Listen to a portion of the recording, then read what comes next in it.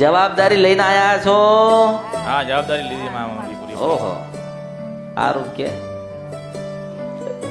ઘરમાં મારી બહુ રહી ઝઘડા થાય, જમીનો હોય કે ભેગા બેસીને, અને માનસિક બધા રીતે માનસિકની અસર થાય થોડી થોડી. કોને? આપણે જાય ને થોડી થોડી આમ અરે ઝઘડા એ થાય અંદર.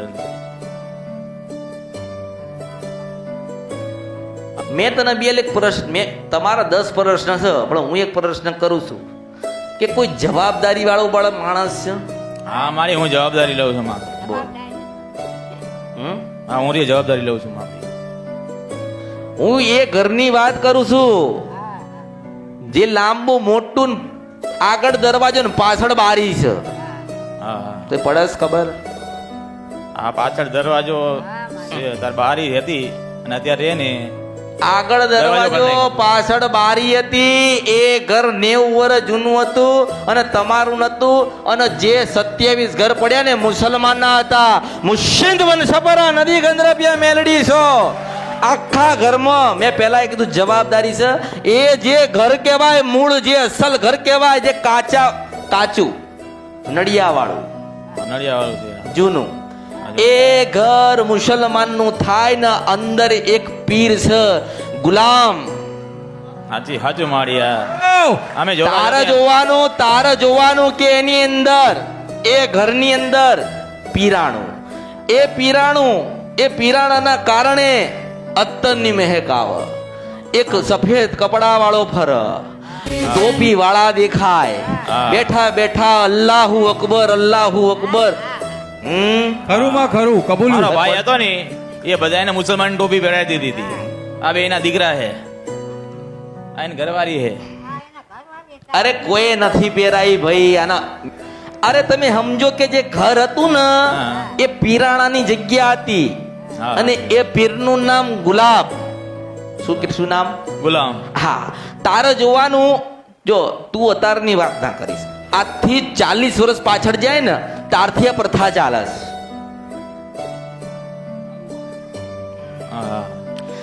જો તારા જેટલા બી હવાને હું કહું એટલો કહું છું કે જવાબદારી હોય ને તો કે ખુલાસા થાય.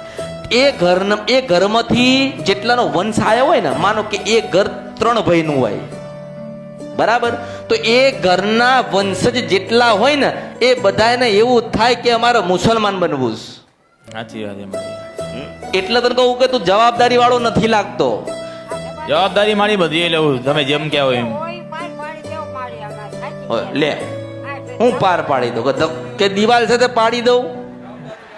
તમે કેવા મારી કરવા તૈયાર? કોઈ તમારી પર કરી નાખ્યું નથી, કારણ કે તમારી પાસે કોઈ મિલકત નથી, કોઈ જાયદાદ નથી, રૂપાળા નથી તમે.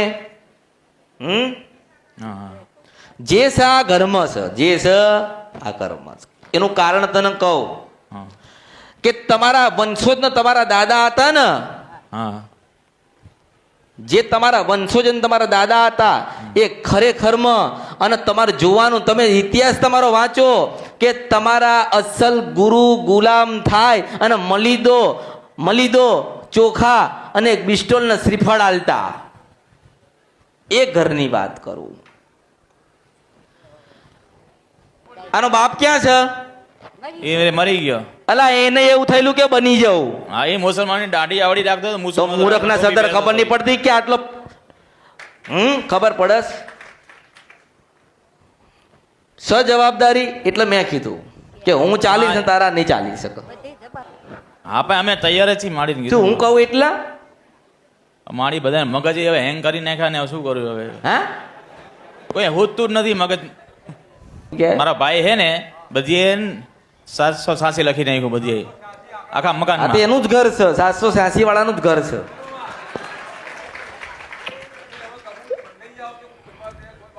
હા, મારી હોરી કરવા તૈયાર. તમે જીમ કહો. તમારા દાદા કે પરદાદા એ પીરથી સુખી થયા હોય કે પીરાણું પૂજતા હોય તો આજે તમારે પૂજવું જ પડે. હા, તે મારી તમે જીમ કહો એમ કરવા તૈયાર. બરોબર, ઘરે જાઓ. હા, અને ઘરે જઈને કોઈક વ્યવસ્થિત સારી જગ્યા પકડો. હા, અને ખૂણો હોવો જોઈએ. ખૂણા ખબર પડે. હા, એક સાઈડમાં એક ખૂણો કોઈક હારો ગોતી લે હા, અને પીરના નામનો એક દીવો કરી દે. હા અને એક મલીદો ચડાય, હા અત્તરની બોટલ મૂકી દેજે, હા ઉપર થોડા ચોખા ચડાવજે, હા અને ગુલાબના 5 ફૂલ મૂકજે, હા લોબાનનો ધૂપ નાખજે, હા અને તમે બધા બેયને એવું કહી દો કે દાદા આ બાળકો તમારા હોપ્યા, તે દાદા તમે એના ગાડા કરો કે ડાયા કરો, અને તું આવું શરણાગતિ એની પામી લે, અને હવાર હાંજ ખાલી પીર દાદાના નામનો દીવો કર, અને આજથી 33 દિવસ થાય ને બરોબર ઠેકાણે આવે તો તારા માનવાનું કે હું સિંધ મને છપરા નદી ગંધરાપિયા મેલડી હા આવી માડી હા, માં. હા માડી તેજમાં તમારા તેજરીમાં. હા માડી કરા તૈયારીમાં કઈ ખબર આ દીકરા આલેલા એમના છે, આ દીકરા એમના આલેલા છે, એટલે એના દિશાએ ચાલે. ઉતરે છે. હા માડી હા હમ મારા પપ્પા આગળ રે ને ઓલું હજરત હતું, હજરત કહેતા હતા ને, હજરત ને એવું બધું. શું મારા પપ્પા આગળ હજરત હતું, હજરત એટલે મુસલમાનમાં આવે, પીરાણું બધું હારે આવે, તે એટલે એમની પાસે હતું બધું, એમને હારે રહે ને જોતા હતા બધું.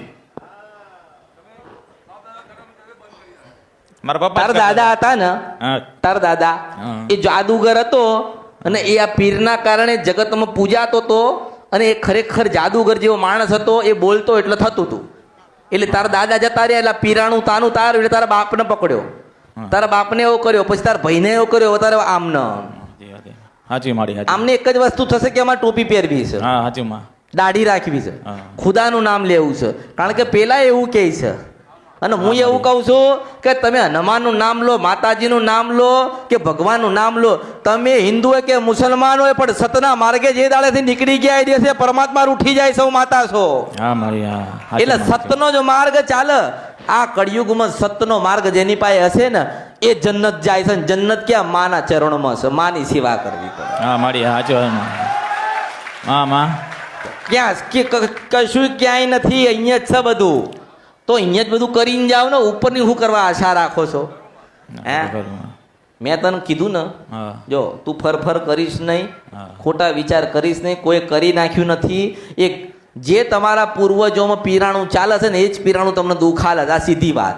હા સાચું માડી માં. ઉતરે છે. હા શું ઉતરે મને કે?